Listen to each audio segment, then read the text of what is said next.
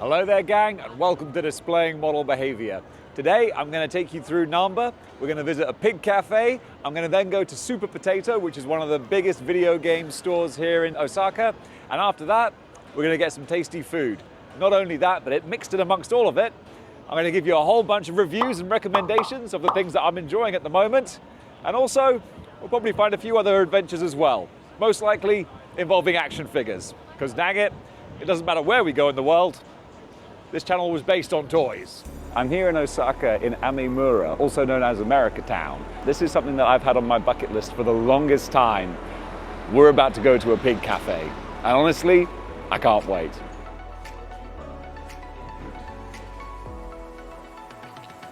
I honestly can't tell you how genuinely giddy I am to be here.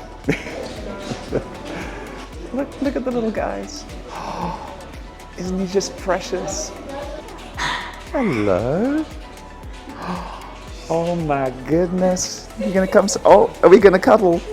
Are we gonna cuddle? This is my favorite thing in Japan so far. What should I call you?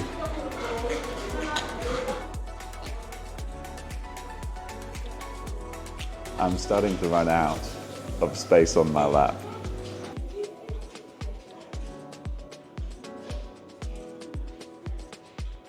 One.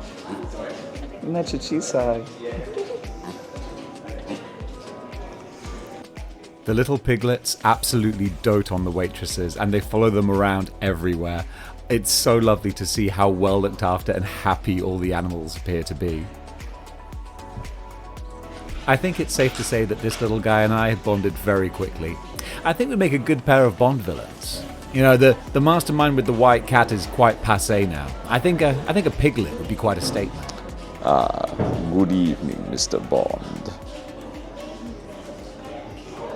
Our first review is the new Netflix anime show, Dan Da Dan.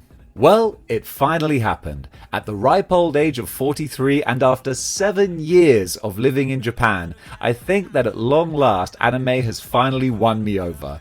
I've always had a healthy respect for the craft of both manga and Japanese anime, but it's never really resonated with me.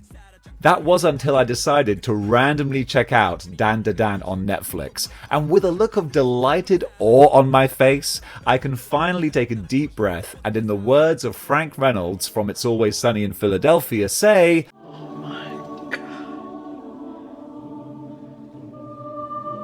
I get it."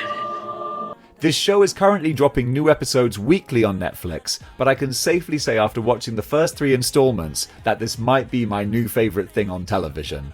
So diving down the Dan Da Dan rabbit hole, I've learnt that like many anime, this is based on a pre-existing manga, which is already held in high regard for its slick writing, rich character development, eccentric humour, and genuinely creepy monster designs. The elevator pitch that I would give for this series is X-Files meets Buffy the Vampire Slayer via the lens of an anime version of the real Ghostbusters, only with a sexy granny. And if that sounds enticingly bonkers, then this show might just be for you. Often I find a sci-fi show will pick a lane.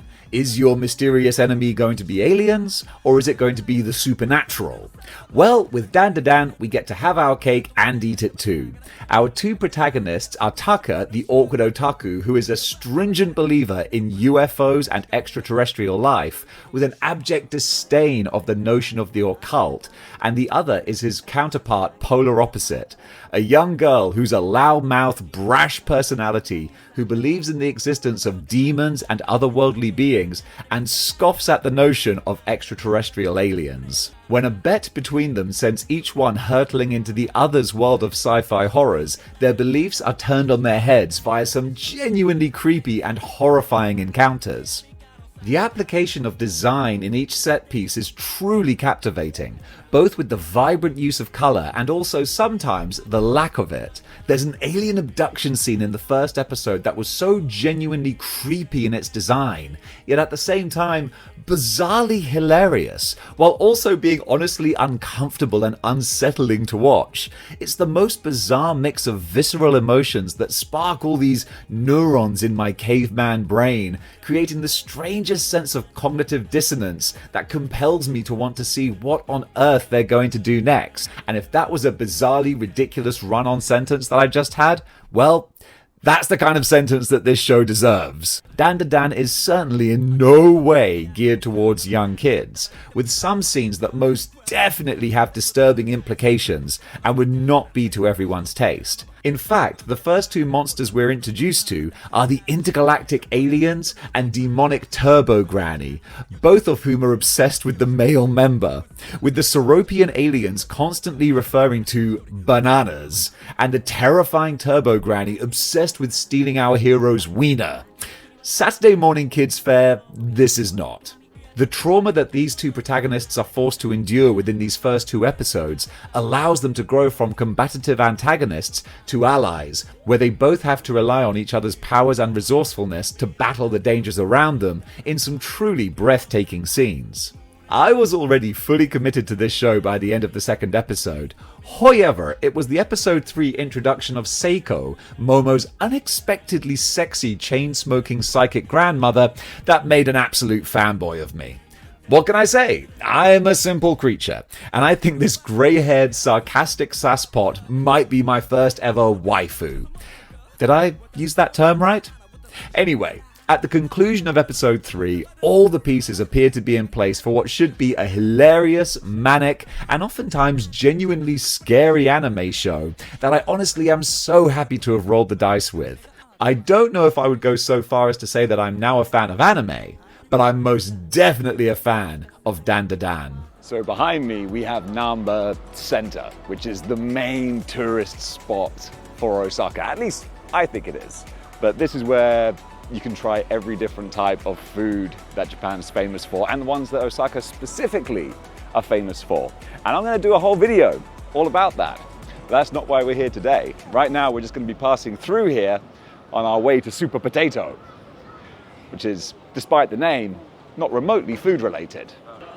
Now, even though we're really at the end of the summer tourist season, that doesn't make the least bit of difference to Namba, which is always absolutely heaving with people. But it's in a good way. I mean, there's so much just vibrant life and activity here. It's just a really fun place to be, if you don't mind crowds. If you don't like crowds, then, oh, you'll hate this. Now, before we go any further, I need to get some food. Hi, onegaishimasu. Go onegaishimasu. Hey, arigato. And what better food to get right in the heart of Osaka, the place that's known as the kitchen of Japan, than its specialty dish, Takoyaki. This is a batter ball with octopus inside, but then of course you've got all these different seasonings and flavorings, especially the Japanese mayonnaise, which, oh my goodness, is so good. These things are molten hot when they come out and they taste delicious. So you can see we've got the fish flakes on the top here, which normally I would never want to put fish flakes on something, but with this it's all just part and parcel of the flavors. They all get to know each other and oh, they taste so good. Now we're going from east to west with Marvel's big summer event for this year, Blood Hunt. I've never really been a fan of vampires, so when it comes to things that go bump in the night, I've always been more drawn towards zombies, werewolves, and various other members of the kooky spooky community. So when Marvel announced Blood Hunt, a vampire-centric mega event that would span the summer of 2024, I dismissed it as something that I was happy to let pass me by. Then, a couple of months after the first issue dropped in stores, it became available to me on Marvel Unlimited, and in an effort to justify the price of my annual subscription, I thought that I should at least give the main story a go. And I'm so glad I did. Having finally swiped my finger across the final page of this sprawling mega event, I can safely say that while I may not be a fan of vampires in general, I am most definitely a big fan of Blood Hunt. In keeping with the all-encompassing nature of Marvel's summer events, this story actually takes place over 54 different issues. However, I'm happy to say that you can absorb all of the essential twists and turns by limiting your reading exclusively to the main self-titled miniseries. The story kicks off with all of the characters whose powers are based on the dark dimension being taken over by a sinister force and being used as portals to plunge the entire world into darkness.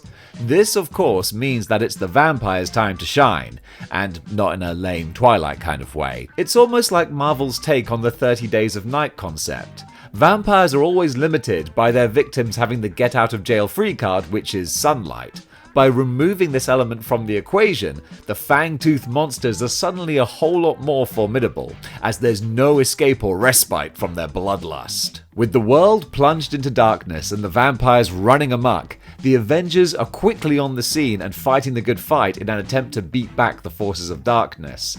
Amidst the chaos, they're summoned to their orbiting base, the Impossible City, by Blade, who says that it's vital for them to join him. With the Daywalker being the authority on thwarting the machinations of suckheads across the Marvel Universe, the Avengers are quick to oblige, but it's upon reaching the base of operations that they discover it's not Blade who's waiting for them, but instead a terrifying new cadre of vampire-themed supervillains, the Blood Coven. Megrim, Damascene, Smoke-Eater, Cruel and Unusual, and their leader, Bloodstorm 1, who was a clone of Dracula created by Hydra. And this group looks the bollocks. Seriously, it was this splash page that was released as a preview of the event that initially sparked my interest.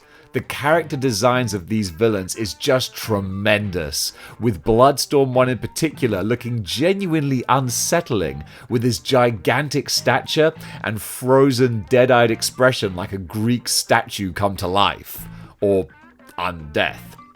Taking our heroes somewhat by surprise, the Blood Coven absolutely body the Avengers, battering them in their own house no less, and immediately eliminating Thor, Black Panther, and the Scarlet Witch, leaving Earth's mightiest heroes without some of their heaviest hitters. We then discover who it was that was the mastermind behind this nightmare scenario, and holy heel turn, Batman, it turns out to be none other than the Daywalker himself, who in a heel turn that would put Hogan's Bash at the Beach antics to shame, stabs Doctor Strange in the back, revealing himself to be the mastermind behind the vampire invasion.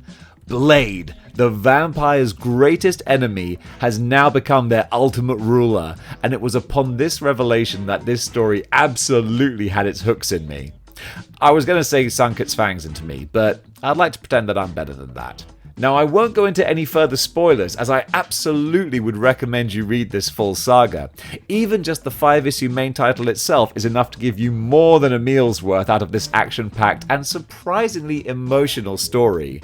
This is a Marvel mega event that delivers on its promises, and I have to say I'm so happy that I dove in and enjoyed the vampire goodness.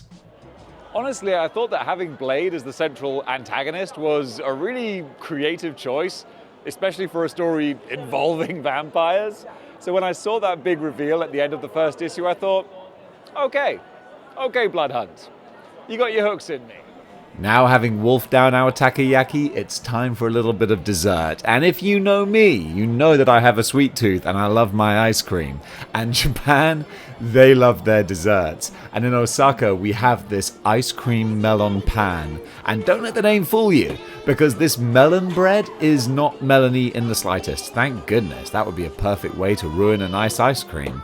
So this is just a crispy, sugary kind of bread, then stuffed full with ice cream. In this case, my favorite, matcha. And oh my goodness.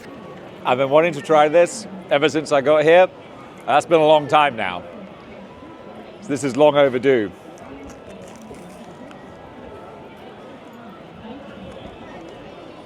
Highest recommendation. The main shopping strip is always so difficult to navigate because there's so many people. But that's why you got to be a little bit smart about it. And there's not many things that I am smart about. Anyone who's watched this channel for a while will know that. However, I do know that all you have to do is just duck down one side street and all of a sudden, it's so much more barren of people, which is great. Then we can actually get where we need to go without having to hustle and bustle so much. Okay, I'm actually going to make a little detour just because I found one of my little favorite side streets. Just because it's all small and intimate and cool. Come on, let's take a little look. I tell you what, I was really hoping that I was going to find this area because I love it whenever I come across it, but I always forget where it is. This is really beautiful.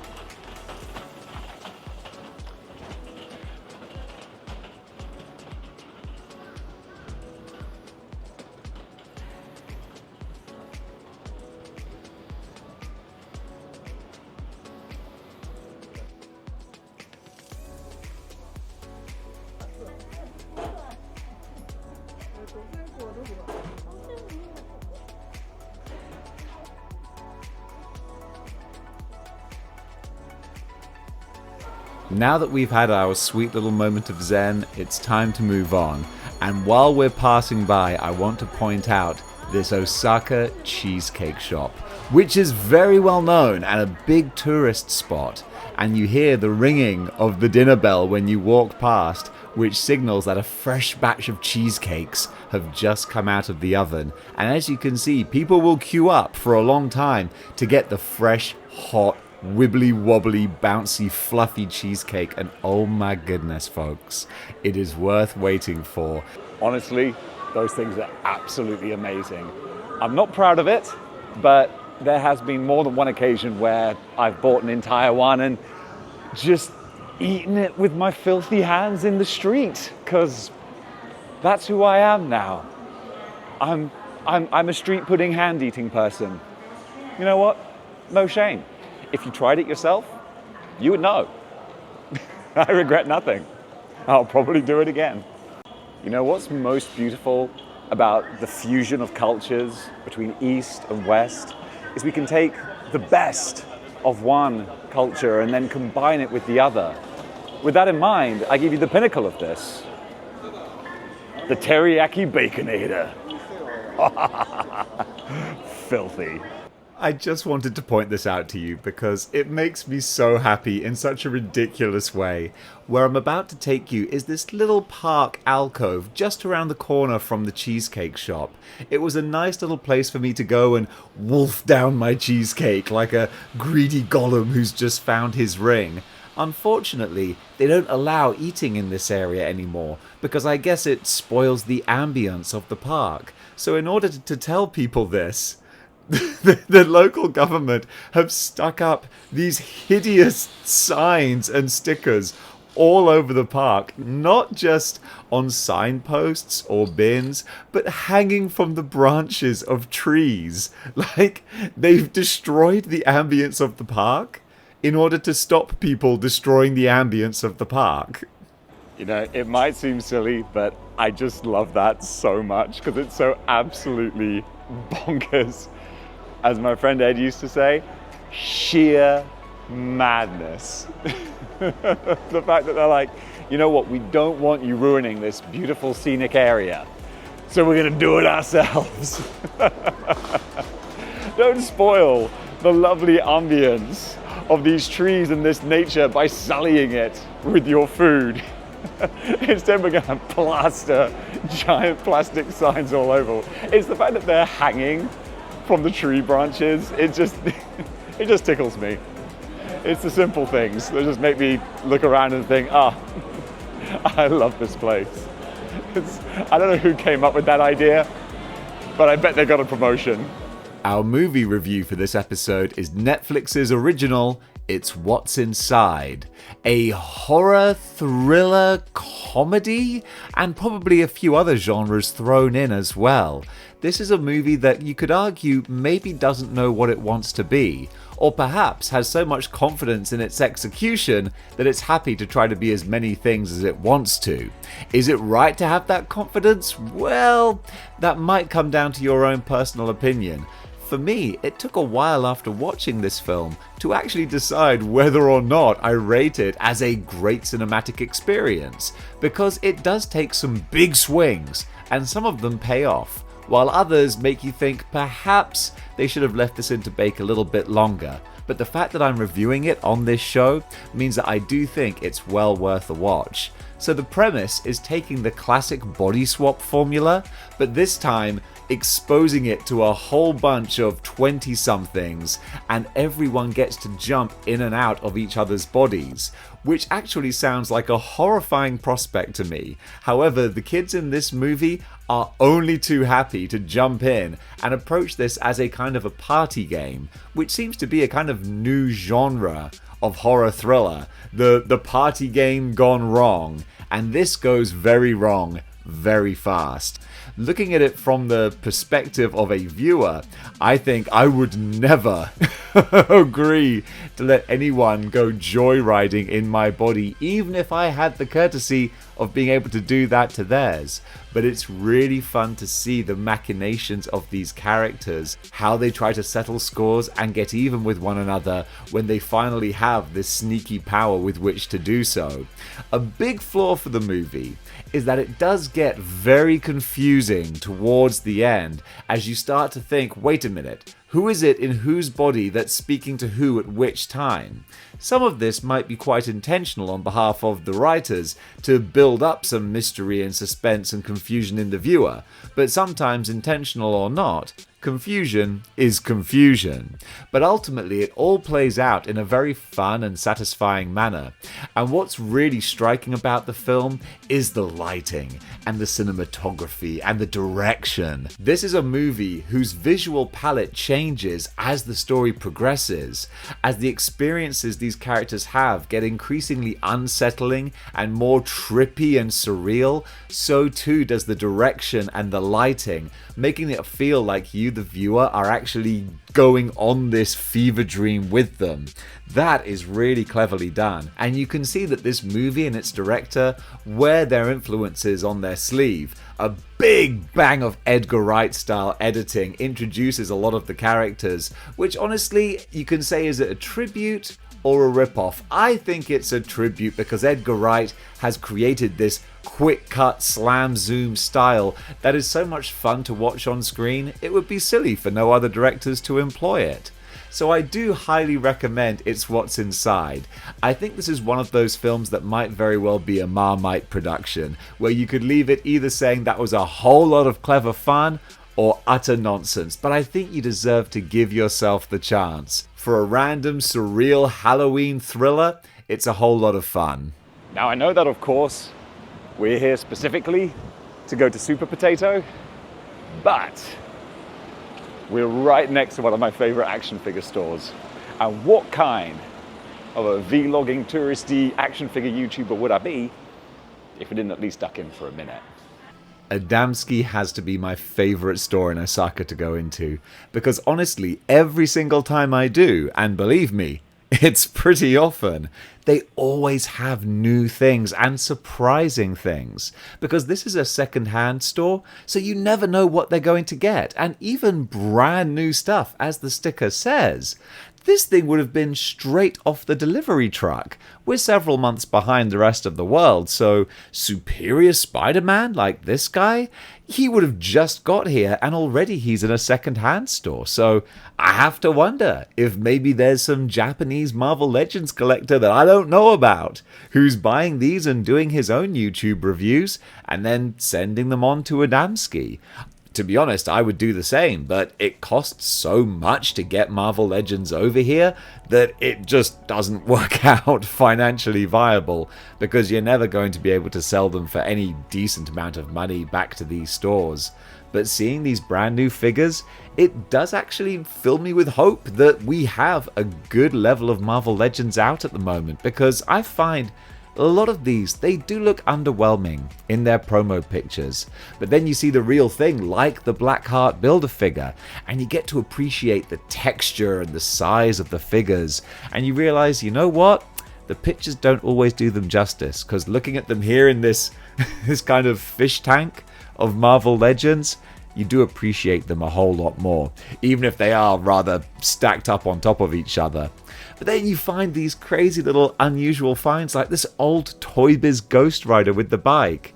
That's why I love coming back here. You literally never know what you're gonna find.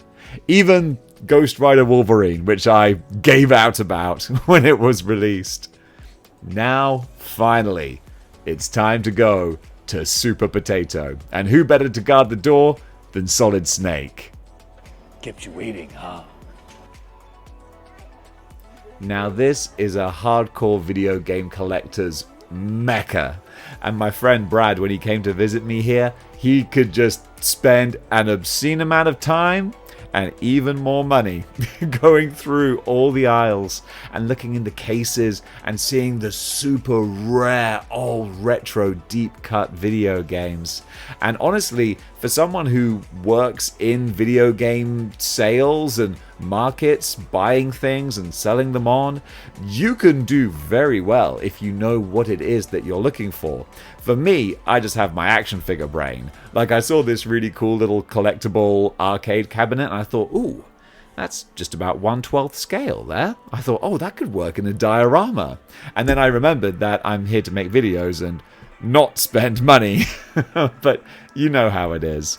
And then it's wonderful to see things that were like gold dust to me as a child.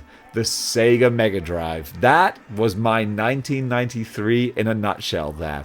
And then the Mega CD2. This was the pinnacle of video gaming in the mid-90s. Before we had PlayStation and Xbox, it didn't get any bigger or better. And it's great walking through. They've got all these old CRT TVs playing the retro games, showing the demos, and just giving you that wonderful little shivery sense of nostalgia. This is something that 80s and 90s kids are going to get a big kick out of. And even modern kids with some modern action figures. I really do like the job that they've done with these new Mario figures. I think that they've captured the 3D characters really well.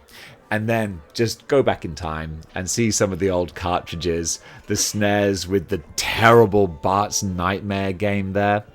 Honestly, I thought that I was only going to spend a few minutes in here just going up and down, but then little things just catch your eye and it's like, hello, Biohazard. I think that's always a cooler name than Resident Evil. Biohazard. And then we've got the Virtual Boy, a very much forgotten Nintendo console. Not forgotten by everyone, though.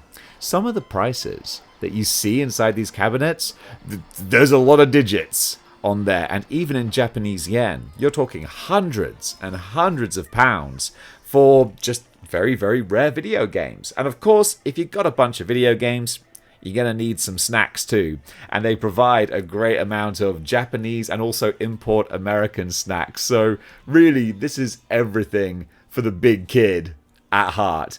And honestly, you could spend a lot of money here, but it's all fun. Especially this little Street Fighter poster, which was the cover of Super Street Fighter when it came out on the Sega Mega Drive. That for me, so much nostalgia in that one image there. And then just to take your last few yens before you leave, they've got this little crane game with some, were they called UMDs, I think it was, on the old PSP. Man, this is an essential visit for any video game fan. A Sega Mega Drive 2 with Mega CD combo? Oof! That was something that only the richest kings of Europe would own in the 90s. Now, since we're leaving the Ultimate Retro Video Game Store, it only makes sense that the final review for this episode is the Ultimate Retro Video Game Collection. UFO 50 collects 50 of the greatest games from the 1980s that never existed. This is a wonderful concept and it's so awesome to see it brought to life. The developers have come up with this idea of creating their own imaginary video game system that existed in the 1980s, and they created 50 games that would have populated its library, and in doing so they've actually created them to mirror the lifespan of a video game system. So the first ones are very basic and rudimentary, and then just like in real life, the developers developers of this system would have got more familiar with the mechanics and how to get the most out of their hardware. And you see the video games evolve as you move through this collection until you get to the final ones, which are really pushing the boundaries of what this imaginary game system can do. It's such an incredible nostalgia trip, and you can see that the makers of this collection of imaginary games have so much love and fondness for where we came from as video game fans. The presentation is so wonderful, with each game having the dust literally blown off of it as you shake away the cobwebs and boot up this old video game, and the amount of work that has gone into this is truly breathtaking. Each and every game on here is just that, a full existing real actual game, not just a cover that you can dive into and have a little quirky 2-minute play around. It's a full-on game, and there's 50 of them. It really is amazing. The only difficulty is actually getting the most out of everything that's on here, because there are only so many hours in the day. And the fact that this allows you to play all 50 games right away means that if you hit a bit of a difficulty spike or you reach a puzzle that maybe you're not sure how to get through, rather than grinding away and banging your head against the wall, you're probably far more likely to duck out and just jump into the next one, which means there might be a huge amount of video gaming experience and enjoyment that you don't get the chance to play. Because that's one thing that must be said about these games, is they are designed like old video games and lacking a lot of the quality of life improvements that we've come to expect. So whereas some games these days might hold your hand a bit more, these ones, you got to figure things out for yourself. But hey, that's part of the retro charm. But looking at the 8-bit pixel graphics, looking at how they evolve throughout the imaginary years, enjoying the music and how the producers get more out of the 8-bit system that they're playing around with, it really is beautiful. If you grew up in the 80s, or if you want to know what it was like for those of us who did, I highly recommend UFO 50. Now this is something I just stumbled upon that I really want to show you, and it's not something that I think people would normally include in a vlog, but I think this is so cool. There you go, we got our lighting right. Sometimes you can find things that are sort of aesthetic and kind of beautiful in the most weird and random of places. I was just walking through this alley and clocking all the different things around here. Let me show you that there's a certain kind of, I don't know what you would call it, like a industrial sci-fi kind of look to all of this that I just think is the coolest kind of aesthetic. I just saw you got the chains on the boxes over here, the random kind of pop art stickers that someone's thrown on there. This feels like a set that someone's designed for a movie. And you would imagine a set designer being paid huge amounts of money and spending weeks and months doing all sorts of research and getting references of how they want this certain sci-fi industrial area to look like. And lo and behold, it's just naturally occurring. I mean, look at this graffiti. How cool is that? I mean, Japan does graffiti right. There's all these little bits of eye candy. I can kind of imagine this being like an action figure diorama. Which goes to show, you know, I live the gimmick. Always thinking about toys and things. Love Hotel, this way. I can confirm that. That's a different vlog. But yeah, all this kind of stuff. I love that you can just stumble upon it, just out of nowhere. It's amazing. I've been living here for years and years, and I've just never walked down this particular alley. But I'm so glad I did. It's not exactly a big tourist spot. I don't think you're going to find it on TripAdvisor. But I just think it's so cool. I love discovering just funny little oddities like that. And gang, that does it for the first episode of Model Behaviour Recommends. I haven't got a name for this show yet. I'm going to keep on workshopping that. But it's the Model Behaviour show where I do a travel log and take you on my adventures, and I tell you about a whole bunch of stuff that I enjoy. That's a bit of a mouthful. We'll work on it. Until next time though, thank you so much for watching. If this is your first time watching the channel, then thank you for watching this far. And if you enjoyed it, then hit that like button. I'd really appreciate it. And until next time, keep displaying model behavior.